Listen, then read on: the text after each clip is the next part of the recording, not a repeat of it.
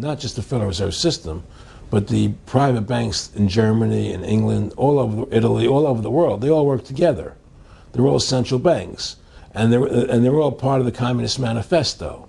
You know, central banking is one of the major planks of the Communist Manifesto. We talk about America being a capitalistic country, but yet at the same time we have a central bank that plans everything for us, right? And the graduated income tax is another plank of the Communist Manifesto, right? So right there you have two major planks of the Communist Manifesto that have been brought in because of the Federal Reserve System, okay?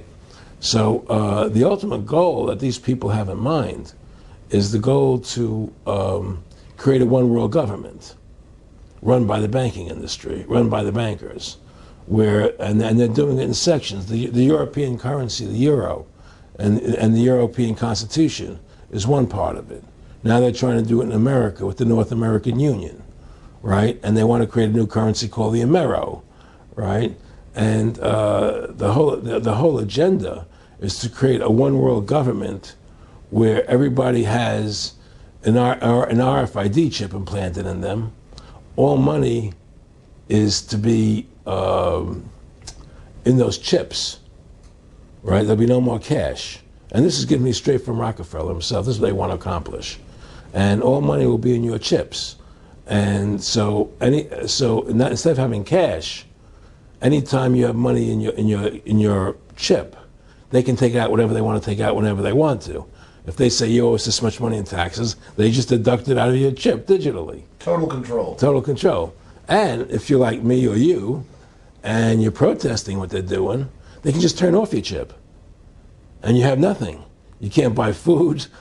You can't do anything. It's total control of the people. And that chip's connected to a database that has your purchasing records, what you do, what everything, you sell. Everything is in there, you know?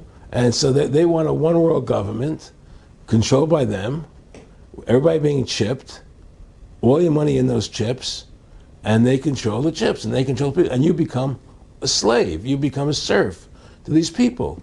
That's their goal, that's their intentions. Eric, can you be specific about when you met Rockefeller, how it happened in these discussions? I met Rockefeller through a female attorney I knew who called me up one day and said, one of the Rockefellers would like to meet you. I had made a video called Mad as Hell, and he'd seen the video and wanted to meet me and knew I was running for governor of Nevada. So sure, I'd love to meet him. And I met him and I liked him, and he was a very, very smart man. And we used to talk and share ideas and thoughts. And he's the one who told me 11 months before 9/11 ever happened that there was going to be an event. Never told me what the event was going to be, but there was going to be an event. And out of that event, we were going to invade Afghanistan to run pipelines from the Caspian Sea. We were going to invade Iraq, you know, to take over the oil fields, establish a base in the Middle East, and make it all part of the New World Order. And we'd go after Chavez in Venezuela.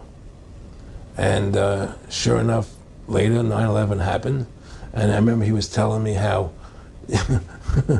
how you're going to see soldiers looking in caves for people in Afghanistan and Pakistan and all these places. And there's going to be this war on terror, of which there's no real enemy. And the whole thing is a giant hoax, you know, but it's a way for the government to take over the American people. He told you it was going to be a hoax. Oh, yeah. Oh, yeah. There's no question. He says, there's going to be war on terror. And he's just laughing. There's no... Who are we fighting? I mean, why do you think 9/11 happened and then nothing's happened since then? Do you think that our security is so great here that these people who pulled off 9/11, who were able to, can't knock down another plane? Come on, it's ridiculous.